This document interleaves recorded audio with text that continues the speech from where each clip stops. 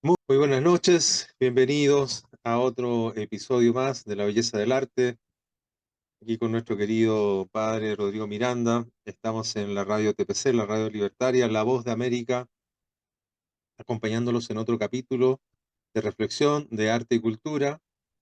Tuvimos un programa bien interesante. La vez pasada estuvimos hablando del aniconismo, de la iconoclasia, eh, muy recordando un poco lo que había ocurrido en la historia, pero viendo que esto tiene sus ramificaciones hasta el día de hoy. Es decir, estamos de alguna manera igual viviendo en un periodo que ha sido tomado por estos temores, por estas restricciones.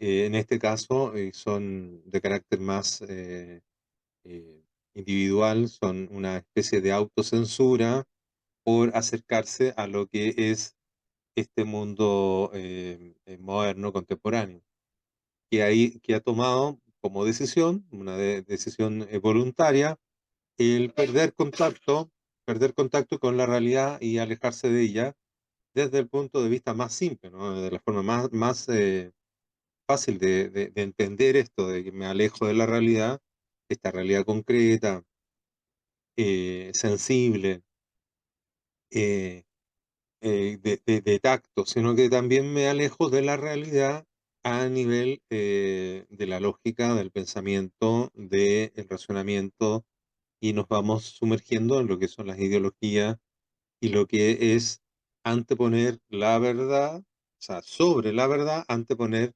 el sentir. El sentir, y de ahí estamos de lleno en lo que es el gusto, pero todo eso tiene este substrato que es precisamente ir abandonando, ir alejándose de lo que es la realidad, la creación misma, con todo lo que significa para el bien del alma, del ser humano, que va aprendiendo de ella las esencias que están aquí, que nos rodean, que nos participan de esta realidad, de las cuales uno va creciendo, aprendiendo y nos permite profundizar en un reconocer mucho más verdadero de lo que es la realidad, de lo que es uno mismo y de lo que finalmente nos va a permitir conectarnos con aquello que es trascendente. Entonces hay varias aristas que se han ido sumando que nos sumergen en este mundo contemporáneo que rechaza, que se aleja y que de alguna manera reniega de la imagen. Es muy interesante porque por un lado ellos, hay una corriente, ¿no? Que dice, no, que ellos están tratando de hacer un arte espiritualista, ¿sí? El arte del espíritu. Entonces viene toda esta cosa del arte abstracto y otras corrientes más, ¿no?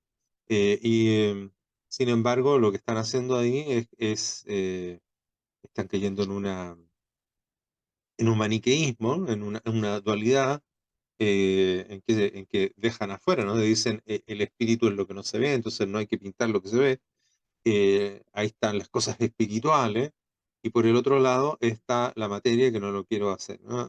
Hay una visión de la realidad ya fragmentada eh, entre lo material, lo inmaterial, entre lo natural, era todo eso, y lo sobrenatural. Hay una fragmentación, en este caso voluntaria, es decir, ellos deciden fragmentar y mirar así la realidad, porque están sumergidos en la inmanencia, es decir, están sumergidos en su propio pensamiento y por ello van negando.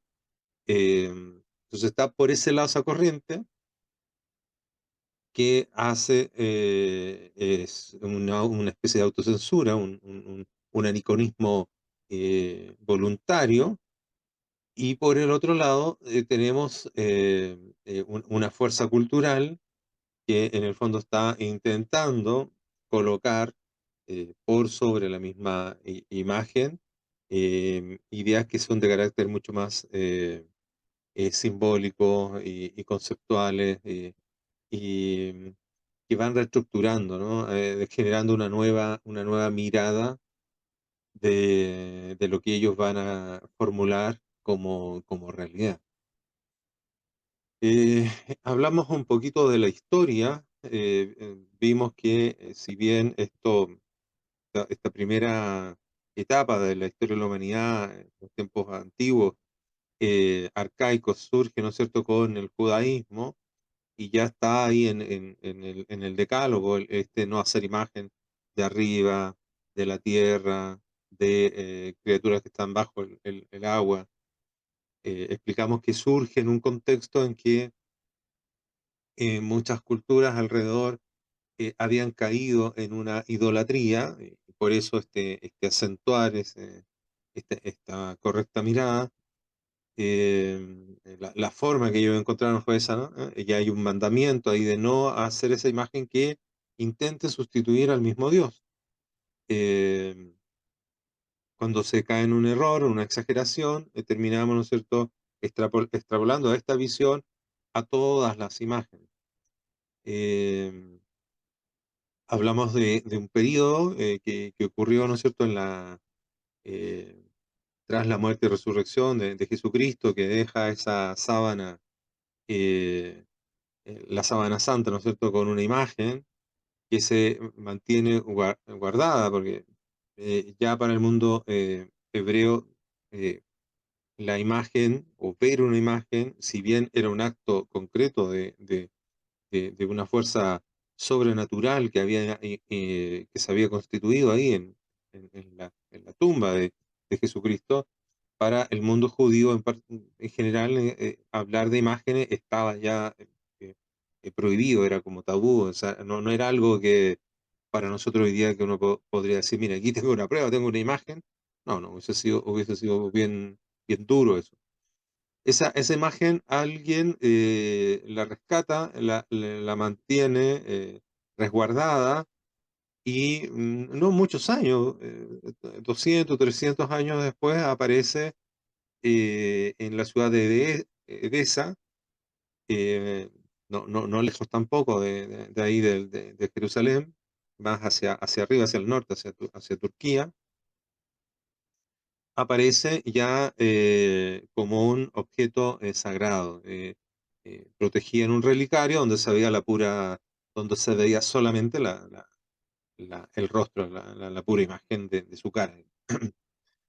Frente a unas invasiones bárbaras, ellos se defienden con la imagen, suceden hechos que el atacante decide abandonar el asedio, el sitio, y se empiezan a reproducir muchas imágenes, y ahí viene un periodo que relatamos la vez pasada, que fue pasando a la iglesia, ¿no es cierto?, entre que decía a algunos, ¿no es cierto?, algunos eh, teólogos y padres de la iglesia decían que no, hay otros que decían que sí, y empezaron a buscar una solución a esta disyuntiva, porque por un lado parecía, o sea, todos estaban de acuerdo en que la idolatría es errónea, pero cómo entonces darle cuerpo y entendimiento a esto que eran las imágenes, y cómo justificarla de una manera muy lógica, muy clara, filosófica y teológicamente, de que sí era posible.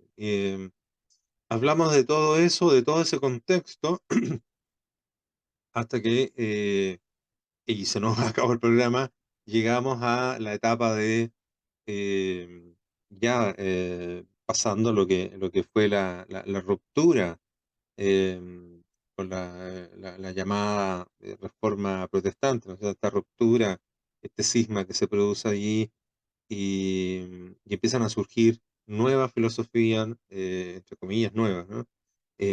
Nuevas miradas que van cayendo también en una especie de dualismo entre espíritu, que es como cualquier cosa que ellos van imaginando, y la materia, que la van negando. em, y nuevamente se cae, por lo menos, sobre todo en ese mundo controlado por las fuerzas protestantes, empieza a surgir toda una negación nuevamente de lo que son las imágenes, y ya empezamos a topar con catedrales, las mismas catedrales que ellos tomaron, que ahora estaban bajo su control, vacías de imágenes, sin alegría, sin belleza, ¿eh?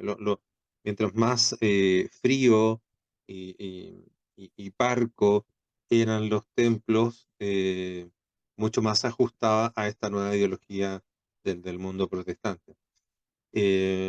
Con Kant y el sumergir lo que es la belleza a, a un algo inconocible y hablar no solo de la estética y del gusto, nuevamente se separa de la realidad y empieza a hablar simplemente de aquello que nos gusta. Y nos puede gustar cualquier cosa desconectada de la misma realidad. Entonces se abre nuevamente el espacio y aquí estamos de lleno en lo que es el arte contemporáneo, que va nuevamente a censurar o prohibirse esta conexión con la realidad y con las imágenes. Y eso, y todo esto del mundo del arte contemporáneo es lo que quedó pendiente y el padre hizo una reflexión muy interesante, que era precisamente que no solo el aniconismo, esta destrucción de la imagen, está relacionado con el mundo del arte contemporáneo, que hoy día es fácil constatar, sino que también en este aniconismo, que es la destrucción del ser humano en sí mismo. Entonces, de eso vamos a hablar hoy, recuperando un poco el programa pasado y esto que los invitamos a escuchar. Así que muy buenas noches, padre, bienvenido al programa. Buenas noches, querido Ricardo. Sí, muy interesante la síntesis que has hecho para poder retomar el tema, un tema actualísimo, un tema muy, muy importante para entender lo que está sucediendo hoy desde el arte para todo lo que sucede después en otras dimensiones de la cultura y sobre todo en el ámbito filosófico, antropológico y también teológico. Em, Me remito a las palabras para dar comienzo a esta relación, para que no se piense que es una cosa un poco tirada de los pelos, digamos, un poco así forzada, ¿no? Hay que decir que el aniconismo es la mentalidad, ¿no? Como la visión de lo que es la realidad para un grupo de personas, sea implícito, sea explícito. Y esa mentalidad es lo que engendra, la mentalidad anicónica engendra la iconoclastía, esa reacción, como decíamos, las palabras, ¿no? La definición de las palabras. Icono es todo lo que es la representación, lo que presenta eso otro, ¿no? En este caso, la realidad de la cual nosotros hablamos, ¿no? Y clastía es el romper, pero en el sentido de hacer añicos, que no quede nada, o sea, reducir a la nada, que es aniquilismo, ¿no? Es niquilismo, a reducir a la nada. Entonces la iconoclastía es la reacción que proviene de una mentalidad. Por lo tanto, si anicónico, o sea, contra la imagen, contra lo representado en el sentido de la cosa, o sea, que nos puede representar, no tiene esa capacidad de representar, esa mentalidad anicónica engendra esta respuesta. Y eso la vemos en distintos momentos del arte. Eh, pero para que se entienda bien esta realidad, es que en el mundo antiguo lo que se quería preservar con la prohibición, este mandamiento, no te harás imágenes, porque lo que se quería es no te harás otros dioses fuera de mí, dice el mandamiento. Es decir, que no hay una sustitución, porque Dios, y acá está el meollo del asunto, Dios es el totalmente otro, o sea, no hay nada comparado a Dios. Dios está fuera de todo el ser y por lo tanto ni siquiera compite con nosotros que somos otros seres.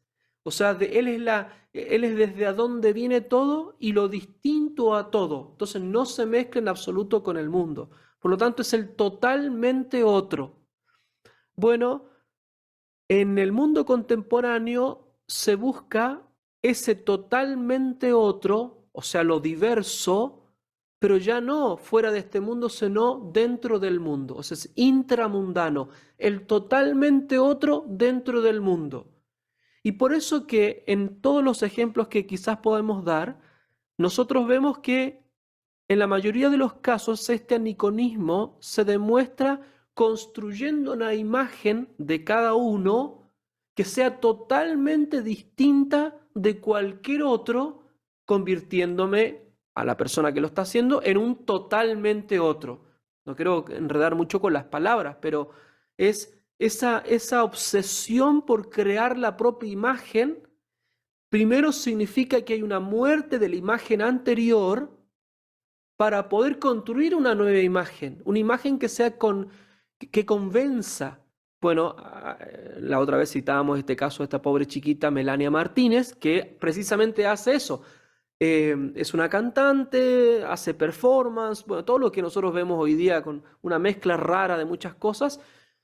Bueno, ella en un momento, debido a una serie de cuestiones más personales de bullying y todo eso, hoy día que el victimismo es lo que mueve, parece, toda esta gente, es cancelar todo eso anterior y crear una nueva realidad. Bueno, ese es totalmente otro.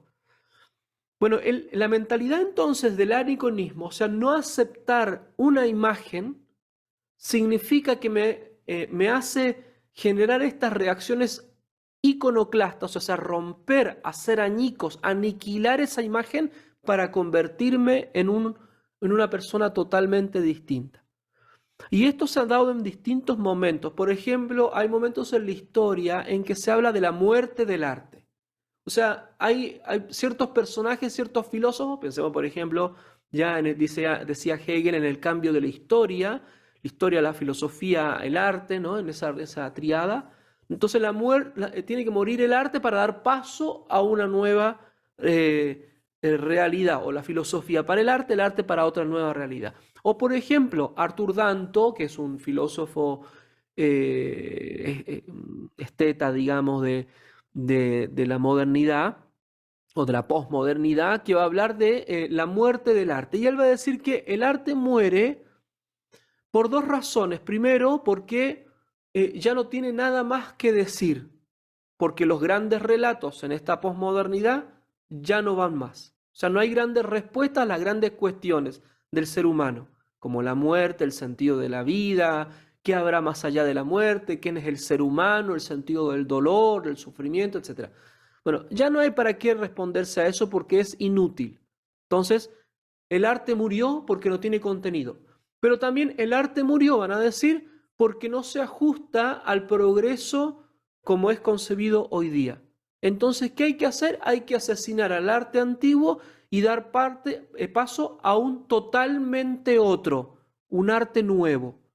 Y van a decretarlo así. Entonces ya no se ve más arte como se hacía antiguamente. Entonces todos tenemos que aceptar que ellos han muerto, han matado el arte, y entonces nosotros tenemos que esperar ese totalmente otro.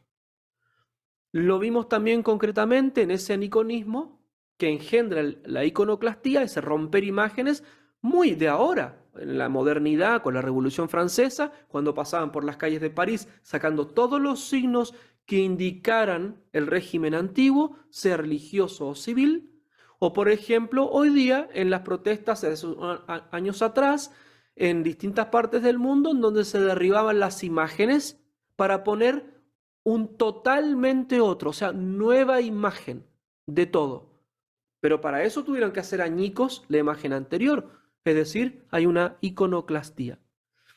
Y por último, que es lo más radical, en esta nueva mezcla rara entre estética y transhumanismo, con todas sus variantes transespecie, cyborg, nuevas tecnologías, mundos alienígenas, ahora inteligencia artificial, etc. Toda esta mezcla rara que va a generar de vuelta un totalmente otro.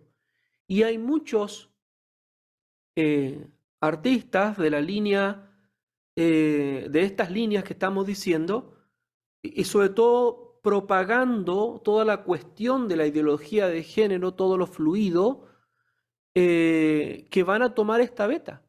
Y por lo tanto se van a convertir ellos mismos en conejillos de indias, muchos de ellos evidenciando lo doloroso, en todo sentido físico y espiritual y emocional, que significa aniquilar al anterior para transformarse en un totalmente otro con el cual ellos estén convencidos. El problema que es como todo capricho, todo trauma, toda desviación, nunca va a terminar y por lo tanto siempre van a recurrir a una nueva imagen, a una nueva identidad, a un nuevo avatar. En el fondo de esto hay una cosa muy terrible que es la aniquilación del ser humano, que es el meollo del asunto de la ideología de género y de toda la cultura de la muerte. O sea, la destrucción de la naturaleza humana tal como nosotros la conocemos para dar a paso a un totalmente otro, que ni siquiera es un ser humano, sino ya es un poshumano. Por lo tanto, de vuelta ahí está la beta iconoclasta, lo cual hace una cosa muy terrible, porque nosotros vemos eso como daña, por ejemplo, a los niños, a los jovencitos y jovencitas, como hay toda una industria que los va aniquilando literalmente, mutilando muchas veces, para transformarse en un totalmente otro que nunca va a ser realmente, porque en esta idea de esta creación de sí mismo, como diría Sartre, esto puede ser ad infinitum y entonces lo único que va a quedar de esa persona va a ser un engendro, una mezcolanza de cosas raras y que en definitiva van a dañar profundamente no solamente a la persona, sino a la sociedad como lo que estamos viendo. Así que el tema del aniconismo y la iconoclastía con todas sus vertientes es muy actual y es muy peligroso. Eso del arte, sobre todo del arte visual, es tan patente, ¿no? Se puede ver cómo se ha llegado al extremo cuando parten las teorías de Kant eh, instalándose en ciertos grupos de élite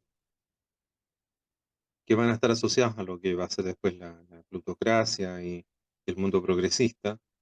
Eh, Kant desarrolla su crítica al juicio, varios postulados, y quien empieza a tomarlos como fuente principal, casi al pie de la letra, para desarrollar este, entre comillas, nuevo arte que va separándose poco a poco de lo que es la realidad y sumergiendo la imagen a un estado más de pensamiento de lo que está solo en el cerebro y por lo tanto así va negando, ¿no? La realidad y la naturaleza, la creación, que es Cézanne. eh, eh, Cézanne es que parte, ¿no es cierto?, rompiendo esta tradición de mirar la naturaleza y Cézanne empieza a tomar, a absorber las ideas de Kant, ponerlas en juego, separándose de la realidad, separándose de la naturaleza de la creación. Ese camino que comienza Cézanne va tomando varias líneas. Es una élite, ¿no? Es una élite que al comienzo no, el mundo normal no suele consumir, las personas más tradicionales, pero a medida que empieza por la fuerza de la propaganda, por la fuerza también, ¿no es cierto?, de demostrar de que son obras que están a la vanguardia, por lo tanto uno es un poco más modernista porque consume cosas que son obras de vanguardia, se empieza a imponer tanto en los mercados como también en la élite. Y después surge otros tipos de obras ya de lleno en el arte abstracto, en que la imagen se va desintegrando. Bueno, pasamos primero por el cubismo y otras corrientes más que hay entre medio, ¿no? Pero ya cuando uno empieza, se nota claramente es con el cubismo y, perdón, con el arte abstracto y en el caso de la escuela de Frankfurt, me acordé de ellos, ¿no? Ya en 1923, eh, con los integrantes que empiezan a tomar filosóficamente todo lo que son los parámetros de la misma realidad. y lo empiezan a destruir. Empiezan a destruir lo que es el ser humano y todo lo que significa filosóficamente, espiritualmente, la misma metafísica, ¿no? Es una propuesta metafísica en un sentido inverso. Desde esa misma,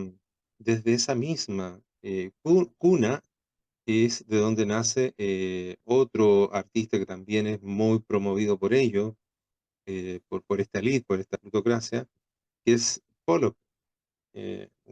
Su hermano era miembro de la misma escuela de Frankfurt. Y ahí vemos de lleno cómo esto de destruir la imagen se transforma en una especie de moda.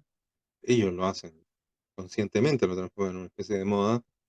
Van subiendo artificialmente el valor de las obras, van promoviendo a todos los artistas que se le asemejen, no se le parezca, y van creando toda esta cultura de ir en contra de la realidad, negando la misma realidad. eh, y cayendo en lo que decía el padre, que es peor aún, negándose a sí mismo, negando la propia naturaleza, la propia realidad, la propia imagen, lo que yo también soy, lo empiezo a negar y eso es en lo que estamos ahora. Volviendo al tema del arte, en las últimas propuestas que se han realizado y que también se han difundido a través de los medios artísticos, incluso a veces hasta en las noticias de televisión abierta, tradicional, se difunden algunas de estos, entre comillas, obras artísticas. Lo que hemos visto son ya cosas muy tristes como la escultura invisible o la exposición de la pintura invisible.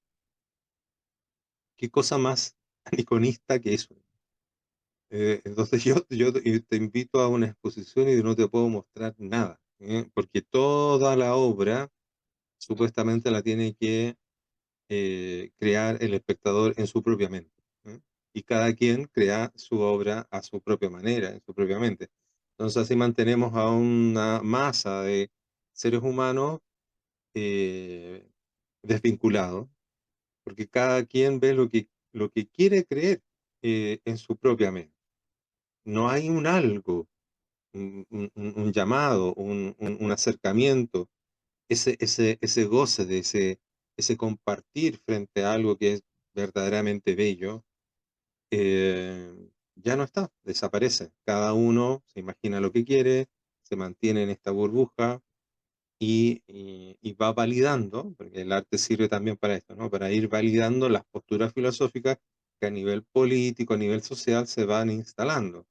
Entonces, porque por un lado un político me hizo una cosa, por otro lado un intelectual en la universidad dice X cosa más, y por otra parte me topo con el mundo del arte que me está diciendo lo mismo, entonces ya se empieza a cerrar el círculo y las posibilidades de atreverse a pensar diferente o atreverse a pensar, ver lo que uno de verdad está pensando, ¿no? Porque la mayoría de esas personas que entran ahí dicen esto es una tontera, o sea, es el primer impulso, es decir, esto es una estupidez. ¿Cómo me están mostrando la nada o me están mostrando una basinica y me están diciendo que eso es arte?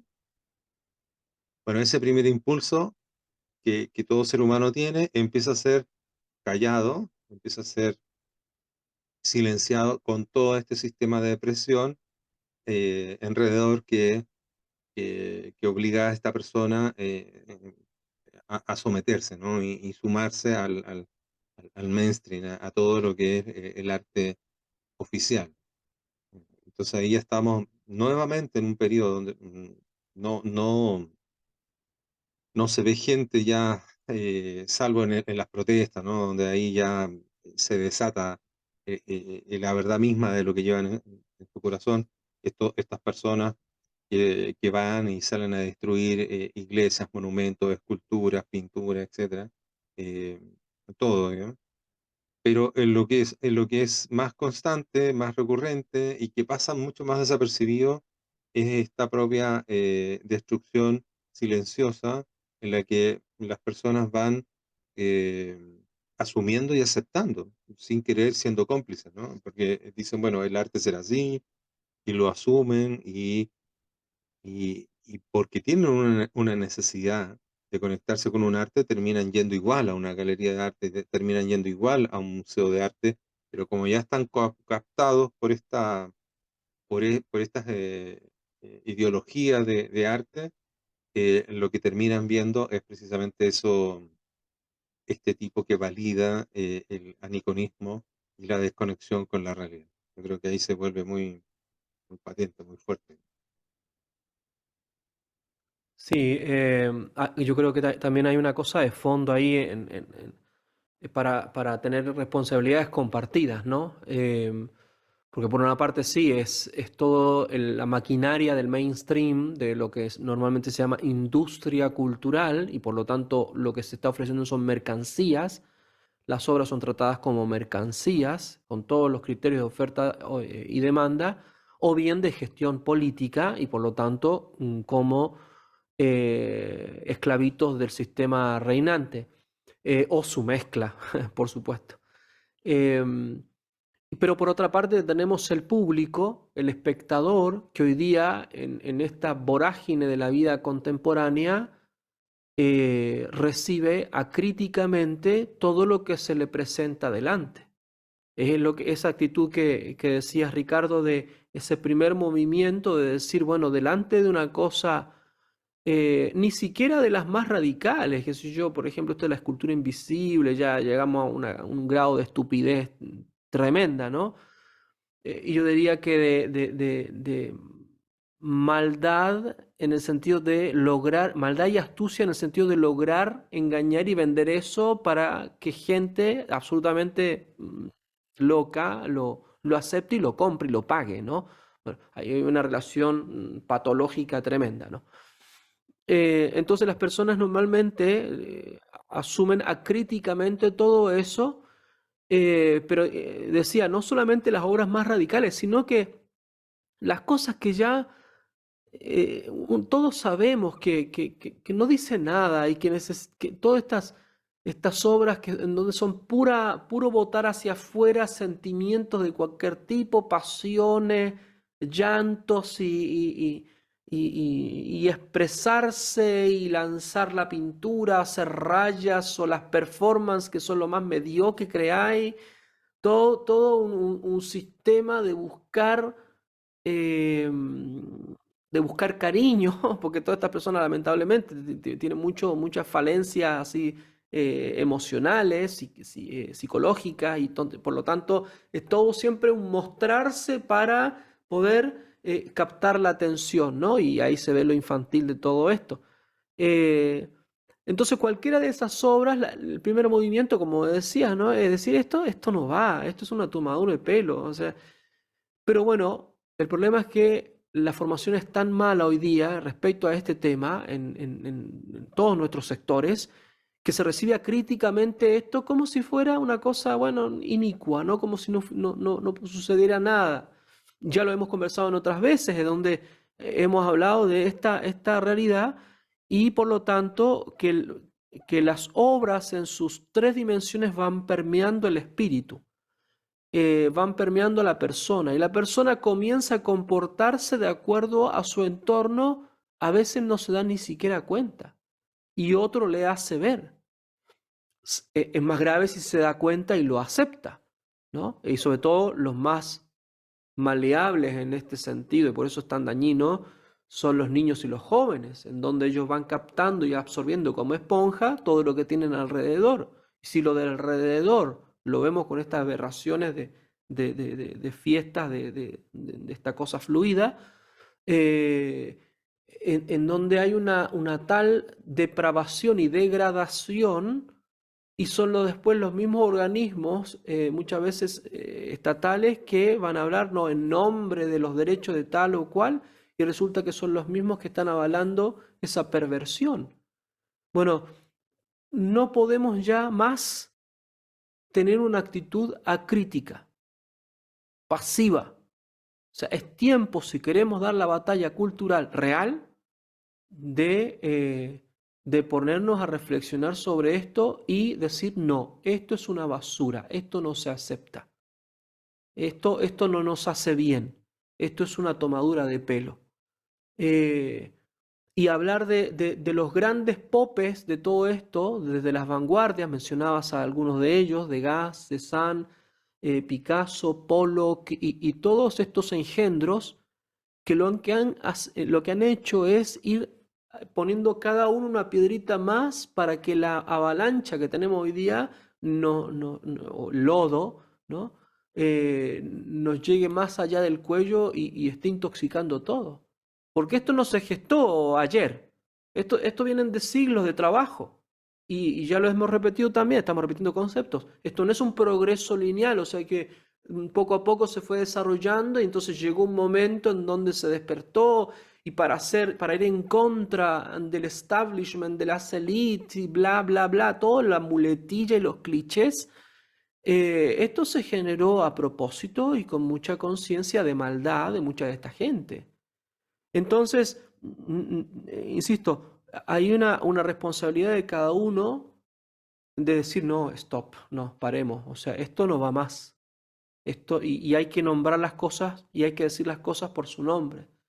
Y sobre todo, si hablamos de jóvenes y más chicos, bueno, hay que decir las cosas con toda la claridad y la pedagogía, por supuesto, y el cariño del caso, pero hay que decírselas, porque si no se las va a decir el enemigo. Y por lo tanto, no tener miedo a desentonar delante de una sociedad que se está pudriendo. Lamentablemente es así. Por supuesto, gracias a Dios, hay mucha gente que está realmente despertando, no es el wokismo de toda esta cultura tóxica, sino que hay gente que realmente está despertando y diciendo, no, esto ya llegamos a extremos, lamentablemente nos damos cuenta ahora, pero tendríamos que habernos dado cuenta antes, pero llegamos a unos extremos que es necesario eh, poner un alto, ¿no? Y después, em, también es importante ver el arte al interno de toda una cultura y ese arte, esas obras artísticas, esa dimensión cultural llamada arte, esa cualidad que deberían tener las obras de arte, están conectadas con distintas otras dimensiones del ser humano y por lo tanto todas esas dimensiones se tienen que ayudar. O sea, no puede ser, por ejemplo, que en el ámbito político-económico parecería que el arte no entra. Y resulta que aquellos que están trabajando en ese ámbito no tengan idea de lo que es el mundo del arte. Y que se organicen congresos y estudios y cursos de batalla y el arte desaparezca, como si no, como que no fuera parte del drama. Eh, entonces, el enemigo, como es tan astuto y lleva la delantera, nos empieza a inocular maldad, ideas, ideología, cómodamente cuando nosotros estamos estúpidamente tragándonos toda la mugre de las grandes empresas de entretención y masificación. Entonces necesitamos abrir los ojos, digamos, ¿no? Y eso es una actitud personal, una decisión personal. Eso cada uno tiene que asumir la responsabilidad. Y el que no, porque todavía piensa que no, bueno, el padre que está exagerando porque el padre es padre, entonces le pone mucho, etcétera. Bueno, es que basta abrir los ojos de lo que está sucediendo a nuestro alrededor, lo gravísimo que es, basta ver un poquito, abrir un poquito más los ojos y lo que se están transformando nuestros jóvenes, realmente una cosa terrible. Eh, ¿Cuánto es el número de suicidios que ha comenzado a levantarse en los ámbitos de las artes? Es impresionante. Eh, y cuántos de nuestros seres queridos, en las familias, hijos o nuestros sobrinos, sobrinas, uno ve que poco a poco se van degradando por la influencia de ese mainstream que ocupa precisamente las artes en cualquiera de sus disciplinas para degradar los espíritus. Entonces, por eso que hablamos de todo esto, ¿no? El aniconismo, la iconoclastía, de dónde comenzó y la historia, los artistas importantes, hemos nombrado del pasado, de actualísimos de hoy, etcétera. Bueno, para que todos nos ayudemos entonces a dar la batalla y que podamos de algún modo y en alguna medida revertir un poco este asunto. Sí, es interesante ver cómo me da risa que aquellos que hablan de la batalla cultural y dejan afuera dos elementos que son fundamentales, ¿no? Y que es la religión y el arte. Sí. Y que nosotros cuando hemos estado hablando de la cultura y de aquellos que contribuyen, ¿no es cierto?, en el mayor fuerza e ir potenciando esta inclinación natural que tiene el ser humano hacia la búsqueda del bien, este bien espiritual, son precisamente la filosofía, la teología y el arte. Y en el caso de la batalla cultural, cuando se suele hablar de la batalla cultural, realmente llama la atención cómo se deja afuera el arte y la religión. O sea, son como temas que no se tocan. Se tocan algo de filosofía, eh, de eso he visto harto, que se hable un poquito de filosofía, sobre todo una filosofía que es bien, bien maniquea, ¿no? Es colocar al socialismo como malo, a la izquierda como malo y al liberalismo como bueno. De eso hay mucho. Pero tampoco hay una profundización de dónde viene, dónde vienen ambos, cuál es su fuente, su origen, contra quién están peleando de verdad, porque este es como una especie de baile, ¿no? De entre izquierda y derecha que van peleando, pero hay un enemigo central que es el que están realmente atacando. Cuando uno empieza a investigar los orígenes de esto y se va topando con distintas logias, con distintos grupos gnósticos y estas fusiones, una especie de sincretismo entre, eh, entre gnosticismo, deísmo, panteísmo, todas las corrientes del protestantismo con las nuevas ideologías que van surgiendo, ¿no es cierto? Todas las ideologías, el positivismo, el vitalismo, etcétera, digamos, hasta ahora, todas van siendo parte de un gran marco común eh, que, como lo hemos dicho de distintas formas, significa alejarse de la realidad total, de la realidad integral.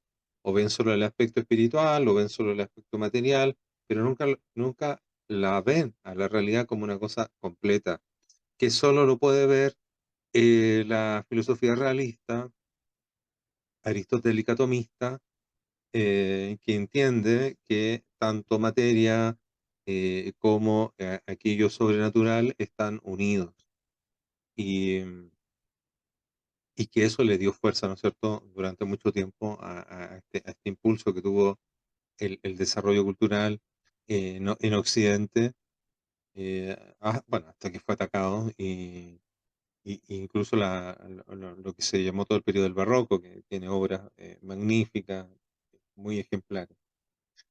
Y yo creo que de alguna manera, lo que usted decía, padre, ¿no es cierto? ¿Por qué no nos dimos cuenta antes? Yo creo que muchos se dieron cuenta antes, pero en forma aislada en distintos lugares. Entonces era muy difícil establecer una conexión, una red. Estas cosas no existían. O sea, yo me acuerdo del año 2000 y yo tenía una mirada bien crítica a lo que estaba pasando, pero cómo me conecto, me contacto con otros si apenas había un internet, uno se metía a una página web y te aparecían como cuatro cosas y, y nada más, y no había dónde seguir buscando. Hoy, ¿no es cierto? La tecnología ha permitido poder establecer estos vínculos y eso ha sido muy positivo. Nunca sabe el mal para quien trabaja. Entonces, esto ha sido positivo porque nos ha permitido encontrar amigos en distintos lugares y darnos cuenta que no éramos un par de locos, pensando que esta micro va en una dirección equivocada, sino que había mucha más gente que estaba también mucho tiempo trabajando y preparándose, informándose y tratando de recuperar este buen sentido, este sentido común que ha sido destruido. Hoy tenemos esta gracia y aunque seamos pocos, ¿no es cierto? Y aunque no veamos los resultados, lo que hemos dicho también en otras oportunidades, que esto lo tenemos que hacer porque es correcto. O sea, porque ¿cómo me voy a sumar a algo que en mi interior siento que está mal, que en mi interior siento y percibo que no me engrandece, no me ayuda a crecer, a acercarme al bien, sino que me envilece? ¿Cómo voy a hacer y aceptar ese tipo de arte? Y a los que nos dedicamos al arte, ¿cómo voy a hacer un arte que va en esa misma dirección? Eh, no porque no porque sea difícil, no porque vamos tener todo lo que es el mainstream en contra, lo vamos a dejar de hacer. Es natural. Ya decidimos ser artistas, que es una cosa que es muy difícil, y no lo hicimos para estar de acuerdo con el mundo. Entonces, si ya estamos en eso y nos damos cuenta de que todo el medio artístico-cultural ha tomado un rumbo que es equivocado, bueno, entonces hay que y pedirle a Dios fuerza y armarse de valor y decir, bueno, por algo soy artista, no para estar de acuerdo, no para buscar el bien inmediato, sino para tratar de hacer lo mejor de mí, lo que yo más pueda y simplemente en la línea de lo que es correcto. Y me acordaba de, cuando estaba leyendo un libro de Juan Manuel de Prada, me acordaba cuando él, hay una parte donde relata a las aventuras de Quijote de la Mancha. Entonces, él dice en una parte que no hubiese sido muy fácil para Don Quijote, este personaje de Cervantes, haber callado frente a las personas con las que se iba relacionando, porque todos lo tomaban a bien en primera instancia. Cada vez que él se relacionaba con una persona nueva, el primer impulso de las personas era ser muy considerado con él y tomarlos en consideración, tomar en consideración a Quijote. Pero cuando él empezaba a hablar de la verdad, ¿no es cierto? Y de la actitud caballeresca, de buscar el bien, de, de- de todo esto que lo impulsaba, bueno, ahí recién producía el rechazo. Entonces, eh, comentaba Juan Manuel, decía, no basta con que se hubiese quedado callado el personaje, ¿no? eh, Basta con que se hubiese quedado callado y hubiese pasado sin problema, porque lo hubiesen considerado como era el primer impulso, pero no, él decidió no renunciar a la verdad y mantenerse firme a pesar de todo lo que eso significaba. Entonces ahí hay un ejemplo muy importante que tiene que ver con lo que nosotros estamos haciendo. También habla, ¿no es cierto?, de que, según Unamuno, ¿no es cierto?, cuál es nuestra misión, dice. Nuestra misión hoy es predicar, hablarle al desierto, porque estamos en un lugar árido donde somos pocos, donde no mucha gente está pensando y menos está pensando como uno. Sin embargo, dice Unamuno que hablar en el desierto no es inútil, porque el desierto escucha. Y en algún momento ese desierto va a ser un bosque florido y cada hoja de ese árbol va a cantar una hosana al Dios de la vida y de la eternidad. Entonces, no es, aparentemente es como inútil, pero no, es todo lo contrario, es sumamente necesario, sumamente útil trabajar en esto, trabajar en el arte, en el buen arte, ir profundizando en todos los contenidos para poder eh, desarrollar, ¿no es cierto? eh, Nuestra actividad frente a lo que hoy día vemos que es el mainstream, el arte oficial, con toda la deconstrucción. el aniconismo mismo que tiene implícito tanto de la obra misma como de lo que es el ser humano.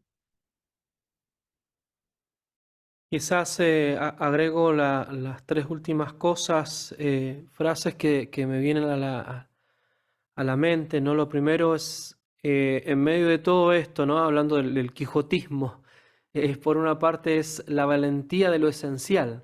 En tiempos de confusión, en donde todos están buscando ser snob y auténticos y originales y diversos, etc.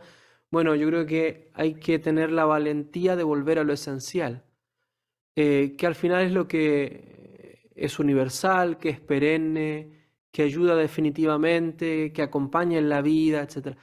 Y eso delante de una posmodernidad que aberra lo universal, porque cuando uno dice lo universal quiere decir lo único, la verdad objetiva, única, que se impone delante de las verdades de esta posmodernidad. Entonces, primero, la valentía de lo esencial. Lo segundo es el espíritu agradecido de estar en la batalla. O sea, tenemos que estar agradecidos de estar dando la pelea, cada uno con altos y bajos, y cada uno en su persona también tiene que estar dando la batalla para que uno sea embajador de la virtud, como decíamos en algún momento con una otra persona. Entonces, tener agradecimiento, espíritu de agradecimiento, ¿no? Y último, cuando hablabas del desierto, ¿no? La frase de Unamuno, me hacía acordar a San Juan Bautista, ¿no? San Juan Bautista que murió por decir la verdad y le cortaron la cabeza, literalmente, se la pusieron en una bandeja, delante de la sensualidad de una mujer, de una jovencita, hoy día que hay tanta perversión de jovencitos y jovencitas, por lascivos de la élite que querían aprovecharse de la jovencita a todo costo, y por eso que no tuvieron ningún problema cortarle la cabeza a San Juan Bautista. Bueno, San Juan Bautista es el último y definitivo de los profetas, el más grande de los profetas, dice su primo, que es nuestro Señor Jesucristo. ¿Y por qué hablo de la profecía? Porque hay veces que la profecía se piensa de las cosas futuras. El primer deber de la profecía es decir la verdad.